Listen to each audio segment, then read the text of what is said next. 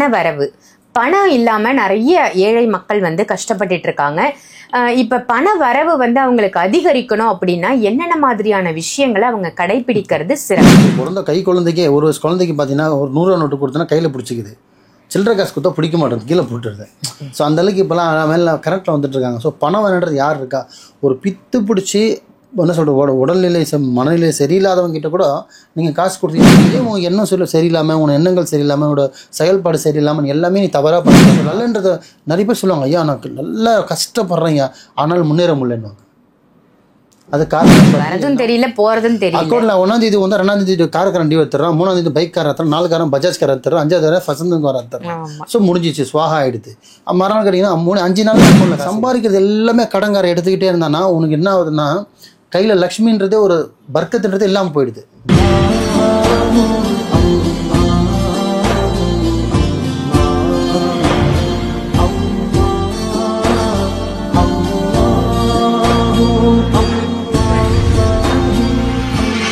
மர்ஜன்ம நேயர்கள் அனைவருக்கும் அன்பான வணக்கங்கள். புயல் காவாங்கரை MM டவர்ஸ்ல இருக்கக்கூடிய மாலிக் பாய் அவர்களை தான் சந்திக்க வந்திருக்கோம். வணக்கம் பாய். வணக்கம்மா. நல்லா இருக்கீங்களா? அல்ஹம்துலில்லாஹ், அல்லாஹ்வோட கிருபை கொண்டு நல்லா இருக்கேன். நல்லா இருக்கீங்களா? நல்லா இருக்கேன் பாய். பாய், இன்னைக்கான டாபிக் என்ன அப்படின்னா பண வரவு. பணம் இல்லாம நிறைய ஏழை மக்கள் வந்து கஷ்டப்பட்டுட்டு இருக்காங்க. இப்ப பண வரவு வந்து அவங்களுக்கு அதிகரிக்கணும் அப்படின்னா என்னென்ன மாதிரியான விஷயங்களை அவங்க கடைபிடிக்கிறது சிறப்பு? நல்லா கேட்டீங்க. ஆக்சுவலி வந்து பணம் வேணான்னு சொல்கிறது மனுஷனே இந்த உலகத்தில் பிறக்கலை, இதுக்கு பேர் பிறக்க போகிறதும் இல்லை. உண்மை. பதவி வேணான்றவனும் இருக்கான், படிப்பு வேணான்றவன் இருக்கான், அப்பா அம்மா வேணான்னு சொல்கிறவனும் இருக்கான், மனைவி வேணான்னு சொல்கிறவங்க கூட இருக்கான், என்ன சொல்கிறது இந்த உலகம் ஊரே வேணான்னு சொல்கிறவங்க கூட இருக்கான். ஆனால் பணம் வேணான்றவன் மனுஷன் இல்லை. இப்போ பிறந்த கை குழந்தைக்கே ஒரு குழந்தைக்கு பார்த்தீங்கன்னா ஒரு 100 ரூபா நோட்டு கொடுத்தோன்னா கையில் பிடிச்சிக்குது, சில்லறை காசு கொடுத்தா பிடிக்க மாட்டேங்குது, கீழே போட்டுருது. ஸோ அந்தளவுக்கு இப்போலாம் மேலே கரெக்டாக வந்துட்டு இருக்காங்க. ஸோ பணம் வேணுன்றது யார் இருக்கா? ஒரு பித்து பிடிச்சி என்ன சொல்கிற உடல்நிலை மனநிலை சரியில்லாதவங்க கிட்ட கூட நீங்கள் காசு கொடுத்தீங்கன்னா கிழிக்க மாட்டான். கவனிச்சிருக்கீங்களா? ஆமாம். அந்த காசு அந்த வெறும் பேப்பர் தான், ஆனால் அதுக்கு அவ்வளோ பவர் இருக்குது. அதுதான் மணி இஸ் அல்டிமேட்னு சொல்லுவாங்க. ஸோ மணிக்கு அவ்வளோ பவர் இருக்குது. ஸோ இந்த உலகத்தில் பார்த்திங்கன்னா எல்லாருக்குமே பணம் சம்பாதிக்கணும்னு ஆசை இருக்குது. என்ன சொல்கிறது, அந்தந்த லெவலில் இருக்கிறவங்களுக்கு, அந்தந்த லெவலில் கஷ்டப்படுறவங்களுக்கு நான் இன்றைக்கி பைக்கில் போகிறேன், நாளைக்கு காரில் போக மாட்டேன்னா, இன்றைக்கி காரில் போய் நாளைக்கு பென்ஸ் காரில் போக மாட்டேன் அப்படின்ற ஆசை யாரை விட்டது? ஆசை எல்லாருக்கும் இருக்குது. ஆசைப்படுற தப்பு இல்லை. நல்லா ஷார்ட்டாக ஒன்று சொல்கிறேனே, பணம் சம்பாதிக்கணுன்னா காலையில் 5:30 மணிக்கு எந்திரிச்சு, நல்லா காலையில் 5:30 மணிக்கு எந்திரிச்சு நல்லா தலைக்கு குளிச்சுட்டு நல்லா சுத்தபத்தமாக குளிச்சுட்டு நல்லா கோயிலுக்கெலாம் போயிட்டு சாமியை கும்பிட்டுட்டு அப்படியே வேலைக்கு போயிட்டு சுத்தபத்தமாக வேலையெல்லாம் முடிச்சுட்டு திருப்பி வீட்டுக்கு வந்துட்டு திருப்பி நல்லா சாமியெல்லாம் கும்பிட்டு நல்லா சாப்பிட்டு தூங்கணும்னு வச்சிங்களேன், நல்லா வருமானம் வரும். நல்லா வரும். என்ன வரும்? நல்ல வருமானம். இப்படின்னு வந்து எல்லா மக்கள் மனசுலையும் இந்த எண்ணம் இருக்குது. ஆனால் அப்படி ஒன்று கிடையவே கிடையாது. நிறைய பேர் மக்கள் நினச்சிட்டு இருக்காங்க நம்ம கஷ்டப்பட்டால் முன்னேறிடலான்னு. கஷ்டப்பட்டால் முன்னேற முடியாது. கஷ்டப்பட்டால் பணம் வரும். உன்னோட என்ன அளவோ அதுதான் வருமே தவிர யோகம்னு ஒன்று இருக்கணும். புரியுதுங்களா? கஷ்டப்படுறவன் தான் இன்றைக்கி முன்னேறான்னு பார்த்தீங்கன்னா ஆட்டோ ஓட்டுறவனும் கூலி வேலை செய்கிறவனும் கொத்தனார் வேலை செய்கிறவங்க தான் முன்னேறி இருக்கணும். எங்கே முன்னேறாங்க? பிளாக்மெயில் பண்ணுறவங்க, பிஸ்னஸ் பண்ணுறவங்க, வேறு லெவலில் பண்ணுறவங்க தானே போகிறாங்க, முன்னேறாங்க. கஷ்டப்படுறவங்க கஷ்டப்பட்டுட்டு தான் இருக்கான், முன்னேறவங்க முன்னேறிட்டு தான் இருக்காங்க. ஸோ எல்லில் வச்சுருக்கான், சியில் வச்சுருக்கான், சியில் வச்சுருக்கான், மில்லியில் வச்சுருக்கான். ஆனால் கஷ்டப்படுறவங்க பாருங்கள் இன்னும் வறுமைக்கு கீழே தான் போகிறாங்க. இது காரணம் என்னென்னு பார்த்தீங்கன்னா அவங்க உழைக்கலன்னு கிடையாது, உழைச்சா முன்னேறலான்றது முட்டாள்தனமா. உழைச்சா முன்னேற முடியாது. அன்றைக்கி சாப்பிட முடியும், தூங்க முடியும், கடன் இல்லாமல் இருக்க முடியுமே தவிர, ஆனால் முன்னேறணும்னா அதுக்கான உனக்கு யோகம் இறைவன் உனக்கு கொடுக்கணும். இதுதான் உண்மை. நீ எவ்வளோ தான் நீ மாடு மாதிரி உழைச்சாலும் உன்னோட தெய்வத்தோட அருள் இல்லாமல், ஒரு அருள் இல்லாமல் உன்னால் ஒரு உண்டு ஊசி கூட வாங்க முடியாது. நம்மளால நினச்சிட்டு இருக்காங்க நானும் கோயிலுக்கெல்லாம் போகிறதில்ல, சாமி கும்பிட்றதில்ல, நான் சம்பாதிக்கிறேன், நான் சாப்பிட்றேன். நீ சம்பாதிக்கிற பணமே உனக்கு கொடுத்த யோகம் தானேயா? அது அந்த யோகத்தை கொடுக்குறதே உன்னை படித்தவன் தானேயா? இந்த உலகத்தில் நல்லா ஒன்று தெரிஞ்சுக்கோங்கம்மா, கஷ்டப்பட்டால் தான் வருமானம் வரும். இதுக்கு எந்த ஒரு மாற்ற கருத்தும் கிடையாது. ஆனால் அந்த கஷ்டப்பட்டு வருமானம் வர்றதுக்கு ஒரு யோகம் இருக்கணும். அந்த யோகத்தை கொடுக்குறதே உன்னை படித்த இறைவன் தான். இதுதான் உண்மை இல்லையா? இப்போ நான் உட்காந்து இந்த வயசில் பேசிகிட்டு இருக்கேன், நான் நினச்சேன்னா, இல்லை பிறக்கும் நினச்சேன்னா நான் மந்திரவாதி ஆக போகிறேன், மாலிக் பாய் ஆக போகிறேன், எல்லாருக்கும் எழுது நினச்சிட்டு வந்தேனா? இல்லையே. என்னை நான் ஒரு ஃபீல்டு, என்னை இந்த ஃபீல்டு கொண்டு விட்டுறது யார்? என்னை படித்தவன். ஏன்னா உன்னால் 4 பேர் நல்லது நடக்குதா? அந்த செய். ஸோ இங்கே என்ன தெரியுது, நம்ம என்ன விதைக்கிறோமோ அதுதான் கிடைக்கும். ஸோ சிம்பிளாக சொல்லிடுறேன், உனக்கு பணம் காசு சம்பாதிக்கணும், 4 காசு நிற்கலைன்னா நிறைய டிப்ஸ் இருக்குது, நிறைய முறை இருக்குது. இதுக்கெல்லாம் எல்லாத்தோட முதல்ல ஒரு விஷயம் என்னென்னா, உன்னோட எண்ணம் சுத்தமாக இருக்கணும், நேர்கொண்ட ஒரே பார்வையாக இருக்கணும்.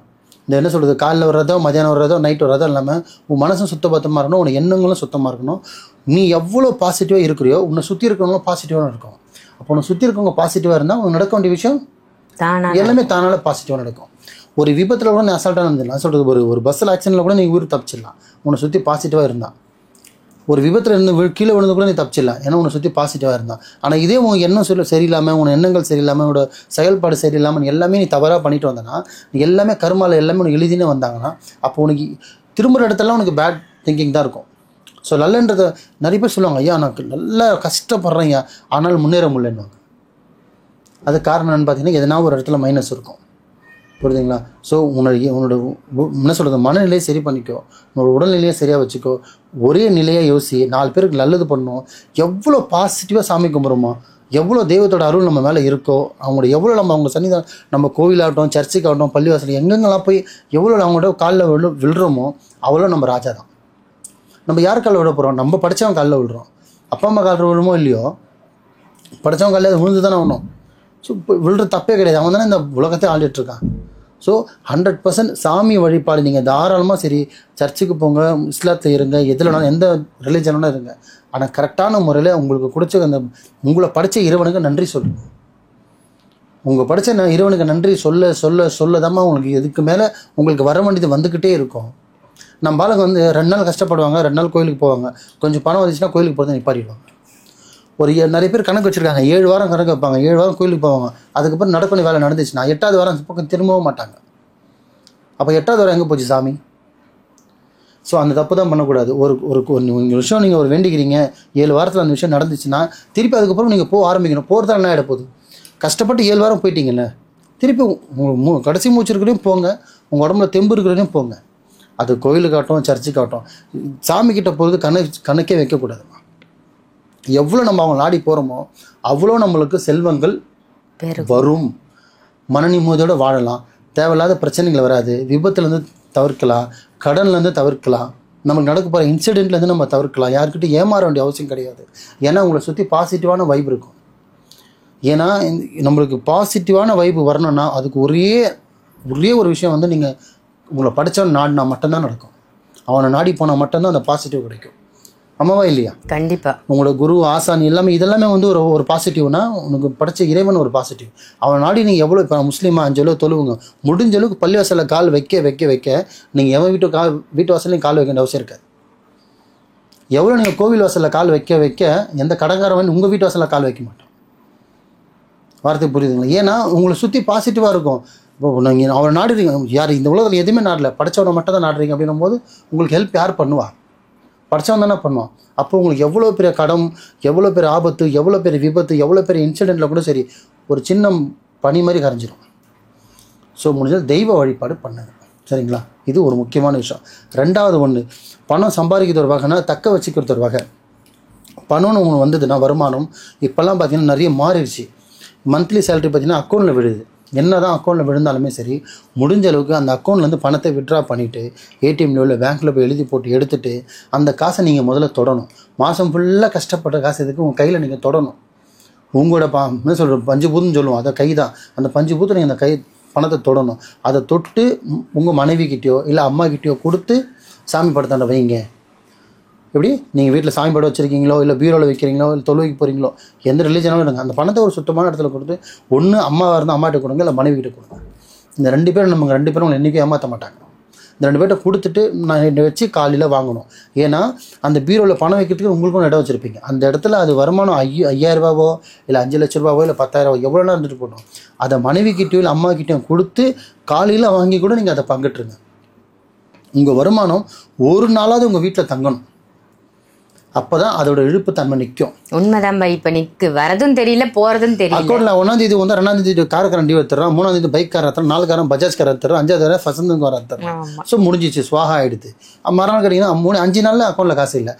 சம்பாதிக்கிறது எல்லாமே கடன்காரை எடுத்துக்கிட்டே இருந்தானா உனக்கு என்ன ஆகுதுன்னா கையில் லக்ஷ்மின்றதே ஒரு பர்க்கத்துன்றதே இல்லாமல் போயிடுது. தரித்திரம் அதிகமாகும். கடனில் போக போக தருதம். அதுக்கு தான் உங்களுக்கு அந்த மைத்திரி முகத்தை கூட நிறைய வீடியோவில் நான் சொல்லியிருப்பேன், இது கடன் இருக்கும் அந்த மாதிரி பண்ணுங்க அப்படின்னு. ஸோ முடிஞ்ச அளவுக்கு வருமானன்றதே நீங்கள் அக்கௌண்ட்டில் தான் தராங்கன்றவங்களும் பரவாயில்ல, வரது அக்கௌண்ட்டில் இருந்தாலும் தயவு செஞ்சு அதை எடுத்து கையில் வச்சு வீட்டில் ஒரு நாளாவது உங்கள் மனைவி கிட்டேயோ இல்லை அம்மா கிட்டே கொடுங்க. நம்புங்க அவங்கள.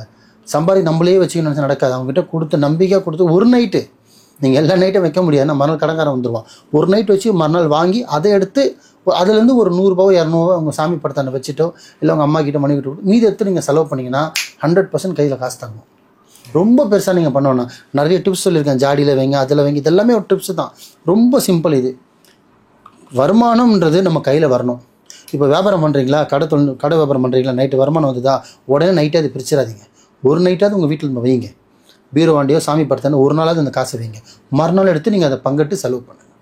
இது 2 மட்டுமே நீங்கள் ஃபாலோ பண்ணுங்கள். கண்டிப்பாக உங்களுக்கு கையில் காசு தாங்கும். நல்லதே நினைங்க, நல்லதே செய்யுங்க, நல்லதே நடக்கும். சிறப்பு சிறப்பு.